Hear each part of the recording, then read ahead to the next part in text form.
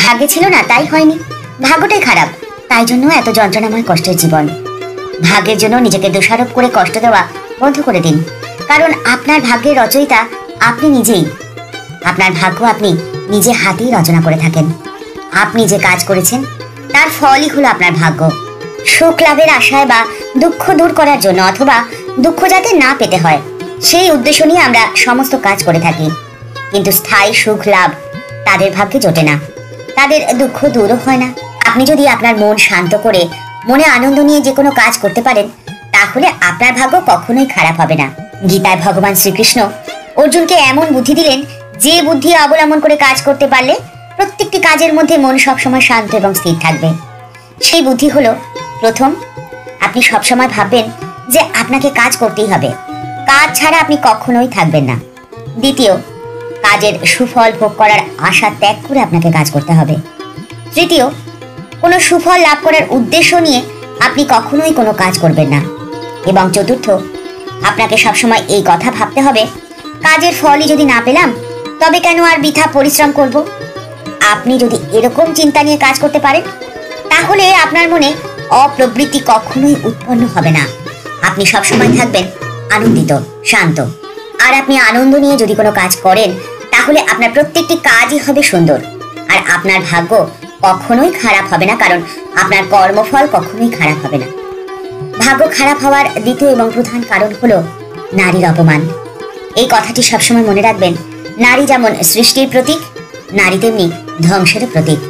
যে গৃহে নারীর অপমান হয়, নারী অবহেলিত হয়, সেই বাড়ি থেকে ভাগ্যলক্ষ্মী চিরকালে বিদায় নেয়।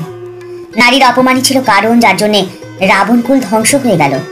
নারীর অপমানই হলো কারণ যার জন্য কুরুক্ষেত্র যুদ্ধের মধ্যে দিয়ে বিনাশ হলো অধর্মের।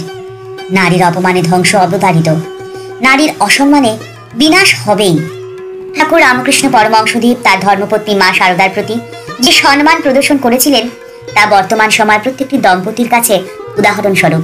আজকের ভিডিওতে তারই কয়েকটি ছোট ছোট ঘটনা আপনাদের সঙ্গে শেয়ার করে নিচ্ছি। দিব্য দৃষ্টি সম্পন্ন ঠাকুর মাকে সবসময় অত্যন্ত সম্মান এবং সম্ভ্রমের চোখে দেখতেন। মা অন্তরে কোনো আঘাত পেলে বা তার এতটুকু অসম্মান হলে ঠাকুর অস্থির হয়ে পড়তেন, এবং যতক্ষণ না তার সংশোধন হচ্ছে ততক্ষণ তার সেই অস্থিরতা যেত না। এই সম্বন্ধে মা নিজেই পরবর্তী সময় বলেছেন, আহা তিনি আমার সঙ্গে কি ব্যবহারটাই করতেন, একদিনও মনে ব্যথা পাওয়ার মতো কিছু বলেননি, কখনো ফুলটি দিয়েও ঘা দেননি। দক্ষিণেশ্বরে একদিন সন্ধ্যার পরে আমি তার ঘরে খাবার রাখতে গেছি।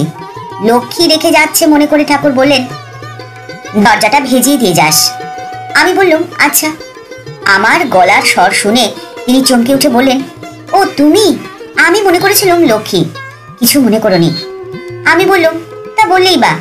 কিন্তু পরের দিন পর্যন্ত নহবতের সামনে এসে ঠাকুর বলছেন, দেখো গো, সারা রাত আমার ঘুম হয়নি, এই ভেবে ভেবেই থেকেছি যে কেন আমি এত রূঢ় কথা তোমাকে বললাম। ঠাকুর মার সম্বন্ধে একদিন বললেন, ওরে ওর নাম সারদা ও সরস্বতী, তাই সাজতে এত ভালোবাসে। ঠাকুর পঞ্চবটিতে সীতাকে দেখেছিলেন, হাতে ডায়মন্ড কাটা বালা। সীতার সেই বালা দেখে মাকে সেরকম সোনার বালা ঠাকুর গড়িয়ে দিয়েছিলেন। যোগীন মার কথা থেকে জানা যায়, মা দক্ষিণেশ্বরে সীতা ঠাকুরনের বেশেই থাকতেন। পরনে চওড়া লাল পেরে শাড়ি, সিঁথিতে সিঁদুর, কালো ভরাট মাথায় চুল প্রায় পা পর্যন্ত গিয়ে ঠেকেছে, গলায় সোনার কণ্ঠিহার, নাকে মস্ত বড় নথ, কানে মাকড়ি, হাতে চুড়ি। মা বলছেন, ঠাকুর কখনো তাকে তুমি ছাড়া তুমি বলেনি। মা কিসে ভালো থাকবে সেই কথা চিরকাল ভেবেছেন এবং সেই রকমই কাজ করে গেছেন। ঠাকুরের শেষ অসুখের সময় ঠাকুরের ভক্তেরা তাকে কলকাতায় নিয়ে গেছেন, কিন্তু গোলাপ মা এই ঘটনাটির ভুল ব্যাখ্যা করলেন। গোলাপ মা একদিন যোগীন মাকে বললেন, দেখো যোগীন, ঠাকুর বোধহয় মায়ের উপর রাগ করে কলকাতায় চলে গেছেন। যোগীন মার কাছে এই কথা শুনে মা গাড়ি করে কলকাতায় গিয়ে কাঁদতে কাঁদতে ঠাকুরকে জিজ্ঞাসা করলেন, তুমি নাকি আমার উপর রাগ করে কলকাতায় চলে এসেছো? ঠাকুর শুনে আশ্চর্য হয়ে বললেন, না তো, কে তোমায় এই কথা বলেছে? মা বললেন, গোলাপ বলেছে। ঠাকুর তখন রেগে গিয়ে বললেন, সে এমন কথা বলে তোমায় কাঁদিয়েছে? সে জানে না তুমি কে? গোলাপ কোথায়?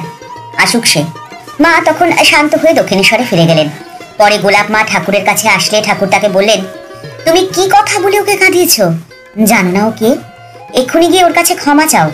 গোলাপ মা তখনই চোখের জল ফেলতে ফেলতে পায়ে হেঁটে দক্ষিণেশ্বরে গিয়ে মাকে বললেন, মা, ঠাকুর আমার উপরে ভয়ানক রাগ করেছেন, আমি না বুঝতে পেরে অমন কথা বলে ফেলেছি। মা কোনো কথাই না বলে শুধু হেসে গোলাপ মায়ের পিঠে একটুখানি হাত বুলিয়ে দিলেন। গোলাপ মায়ের সকল দুঃখ যেন এক মুহূর্তে দূর হয়ে গিয়ে মন শান্ত হয়ে গেল। শ্রদ্ধা জীবনের সব থেকে মূল্যবান সম্পদ। শ্রদ্ধা এবং ভক্তি সহ কাজ করলে আপনার ভাগ্য কখনোই খারাপ হবে না। তর্কের দ্বারা কোনো ভালো বস্তু লাভ হয় না।